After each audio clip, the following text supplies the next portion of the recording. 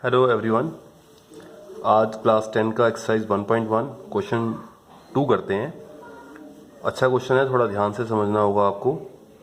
Statement क्या है question की कि आप दिखाएं कि कोई भी धनात्मक विषम पूर्णांक को आप या तो 6 के प्लस 1 या 6 के प्लस 3 या 6 के प्लस 5 के रूप में लिख सकते हैं, जहां पर क्यू कोई पूर्णांक है। ये क्वेश्चन है हमारा। धनात्मक का मतलब जो पॉजिटिव होते हैं, जो प्लस होते हैं, यानी कि जो 0 से बड़ी संख्याएं होती हैं, और वो पूर्णांक भी होने चाहिए और 0 से बड़े होने चाहिए, यानी कि 1 2 3 4 5 6।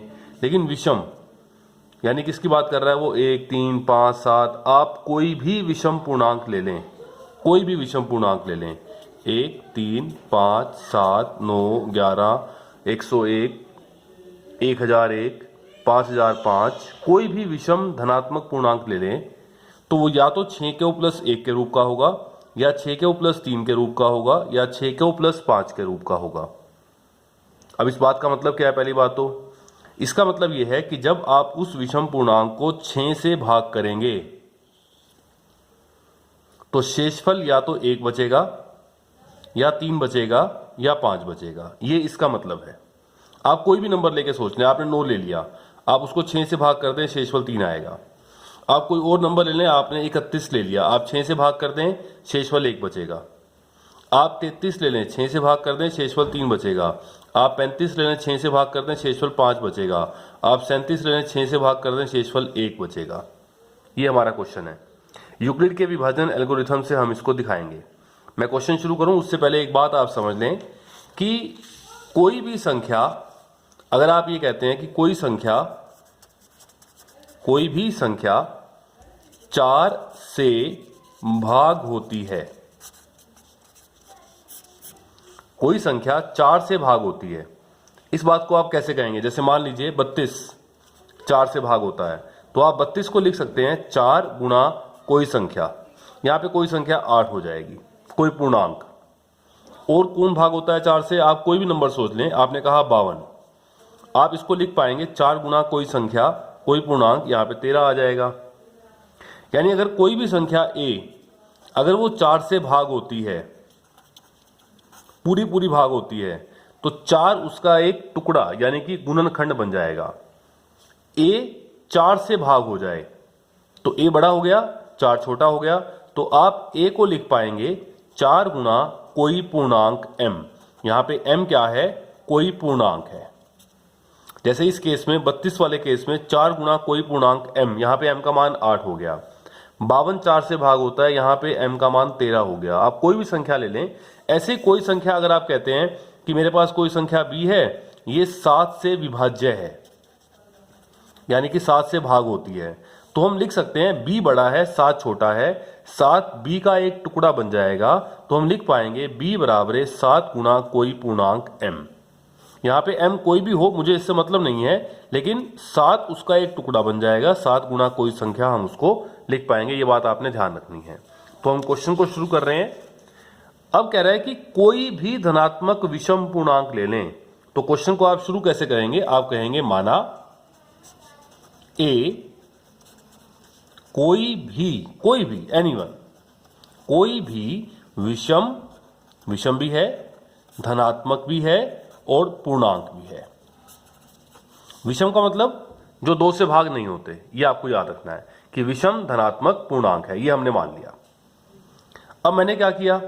मुझे मालूम है कि अब मुझे ये प्रूव करना है कि मैं अगर इस a को 6 से भाग करूं तो शेषफल या तो 1 आएगा, या 3 या 5। तो मैंने अपने आप क्या किया, या आपको खुद करना है, अपने आप a को 6 से भाग कर दिया। हम खुद कह देंगे a को 6 से भाग करने पर, अब भाग करना आपको सिखाया यूक्लिड के विभाजन एल्गोरिथम से। a को 6 से भाग किया, a अंदर आएगा, 6 से भाग किया तो कोई ना कोई भागफल आएगा, पता नहीं क्या आएगा, और भाग करने के बाद कोई ना कोई शेषफल r आएगा। और आपको मालूम है शेषफल, आप 6 से भाग कर रहे हैं तो शेषफल 6 से छोटा रहेगा। शेषफल क्या आ सकता है? 0 1 2 3 4 या फिर 5, ये आ सकते हैं। तो जब आपने a को 6 से भाग किया तो आप यहां लिख दें यूक्लिड के विभाजन एल्गोरिथम से क्या होता है मालूम है हमें, भाज्य बराबर भाजक गुणा भागफल और प्लस क्या आएगा हमारे पास, शेषफल। तो यहां भाज्य क्या हुआ, a बराबर ये गुणा ये 6 गुणा क्यू 6 क्यू और प्लस शेषफल क्या आ गया r, और यहां पे जो r का मान है वो क्या रहेगा 0 1 2 3 4 या फिर 5, इससे आगे नहीं जा सकता। अब आप r के मान यहां रख दें, एक बार आप r को रख दें 0 तो एक किस रूप का हो जाएगा 6 क्यू जमा 0 यानी कि 6 क्यू, या r का मान 1 हो जाएगा तो 6 क्यू प्लस 1, या r का मान 2 रख दो 6 क्यू प्लस 2, तो a बराबर क्या हो सकता है, या तो 6 क्यू प्लस 0 यानी कि 6 क्यू, या फिर r का मान 1 रख दें यहाँ पे 6 क्यू प्लस 1 के रूप का हो सकता है, r का मान 2 रख दें 6 क्यू प्लस 2, या r का मान 3 भी आ सकता है 6 क्यू प्लस 3, या 6 क्यू प्लस 4, या 6 क्यू प्लस 5 के रूप का हो सकता है। तो जो हमारा a था वो या तो 6 क्यू बनेगा, या 6 क्यू प्लस 1, या 6 क्यू प्लस 2, या 6 क्यू प्लस 3, या 6 क्यू प्लस 4, या 6 क्यू प्लस 5, यानी कि जब 6 से भाग करेंगे तो शेषफल या तो 0 आएगा, या 1, या 2, या 3, या 4, या 5, ये सबको मालूम है।